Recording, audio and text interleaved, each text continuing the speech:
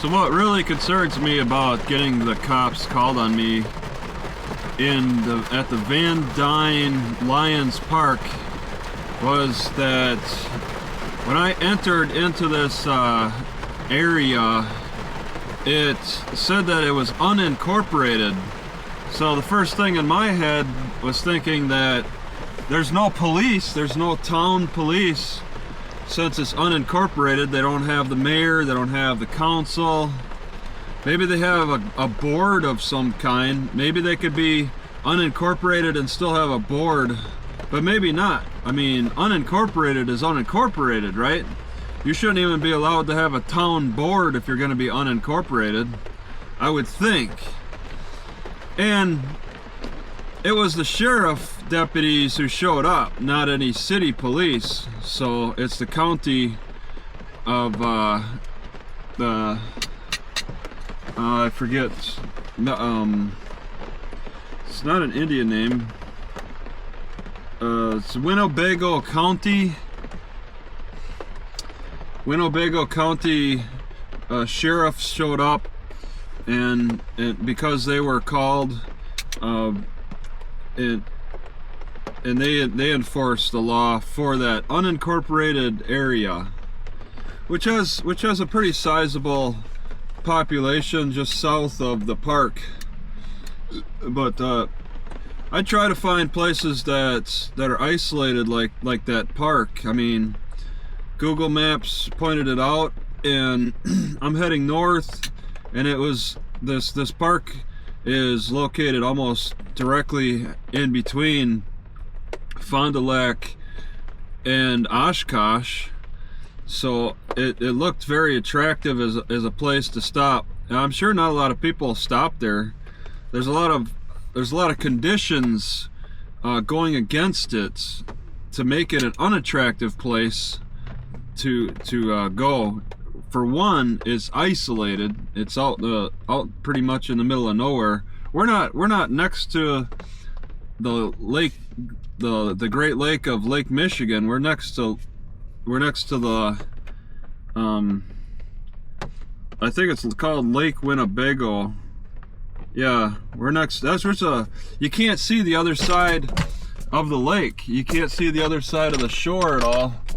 So it almost seems like you're on the Great Lake. But yeah, it's a major lake. There's the train tracks that run right next to this park, which often seem to make up the area unattractive for parking at because of trains. But this train doesn't blare its horn at the intersection.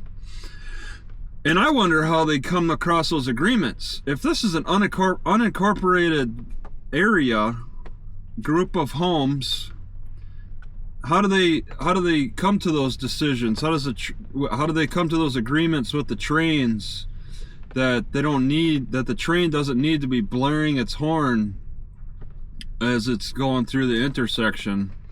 And it would be very, very unappealing. It'd be very annoying for some of them houses right next to the train tracks to have to deal with the train horn blaring. But there are communities, there are cities where the train blares their horn right next to the houses as it's crossing the intersection. Does the train look at statistics and decide whether they need to blare the horn or not? Or do they come to agreements for the county or the town? Either way, I think it's a big deal whether the train blares their horn at the intersection or not. And they're picking and choosing. One intersection they will blare their horn, another they won't. There's agreements going on with that. But this one, the train doesn't blare its horn. But I will say it's loud there, regardless of the train, regardless of when the train passes, because there's a shooting range there. And the first few shots I heard, I was startled. It sounded so close to me through the woods. It's on the other side of the train tracks. But I look on the map and I see that it's a sportsman's club that was not something I noticed before I got there. I had to look when I started hearing the shots, and somebody was shooting practically all morning. I couldn't see them through the woods, but they were shooting like blam, wait a minute, blam. They weren't doing rapid fire. They were doing slow, steady shots. I mean, I was confident that as a shooting range, they're not pointed in my direction, or there's a lot of safety measures involved with that. And I'm sure the cops know about that spot. So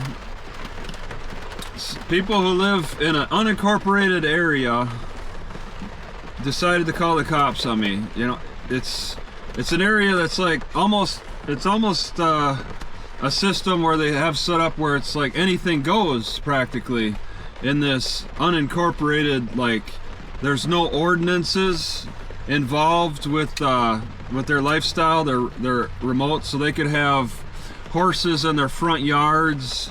The neighbors can do practically whatever they want because there's no ordinances. You could have chickens in your yard. It could be a farm. Maybe you could sell things from the yard. There's only the county regulations, no further town regulations. And I mean, up to this point this year, if they're happy with the unincorporation of that area, then that's fine. But I mean, clearly they're calling the cops on people. So when you get cops involved enough, the sheriff might ask for a little bit more, let's say, responsibility. And if it gets to be too much, you know, then maybe the area would need to take upon themselves further actions than relying on the greater expanse of the sheriff's reach. But what's interesting to me is after the cops left, they went over to the shelter and spent over 30 minutes talking to them people. All right. I mean, I talked to those people as a man and wife. I actually recorded them just a little bit. I just wanted to record me asking them if they reserved the shelter, and they said yes. And then what's the function? And they said it was graduation, and that was it. I stopped recording. I'm like, okay.